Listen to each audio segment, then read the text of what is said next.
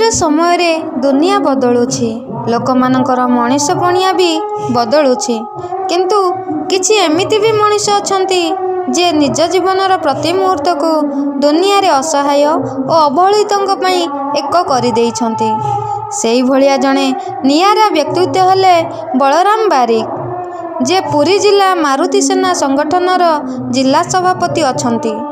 ସେ ଦିନ ହେଉ କି ରାତି ସବୁବେଳେ କେଉଁଠି ବି ଯଦି ଖବର ମିଳେ ଅସହାୟଟିକୁ ସାହାଯ୍ୟ ପାଇଁ ସଙ୍ଗେ ସଙ୍ଗେ ବାହାରି ପଡ଼ନ୍ତି। ଜାନୁଆରୀ 14 ତାରିଖ ମକର ସଂକ୍ରାନ୍ତି ହେଉଛି ତାଙ୍କର ଶୁଭ ଜନ୍ମଦିନ।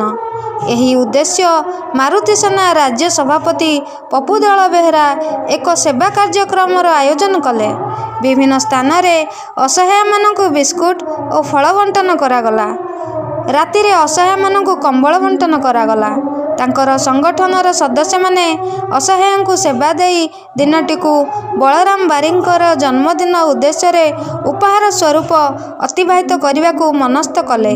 ତାପରେ ପୁରୀ ସିଦ୍ଧ ମହାବୀର ପ୍ରାଙ୍ଗଣରେ ମାରୁତି ସେନାର ଏକ ଜିଲ୍ଲାସ୍ତରୀୟ ଆଲୋଚନା ଅନୁଷ୍ଠିତ ହେଲା। ତାପରେ ପ୍ରସାଦ ସେବନ କାର୍ଯ୍ୟକ୍ରମ କରାଗଲା। ପୁରୀରୁ ପ୍ରତିମା ମିଶ୍ରଙ୍କ ରିପୋର୍ଟ, ଜଗନ୍ନାଥ ନ୍ୟୁଜ୍ 24।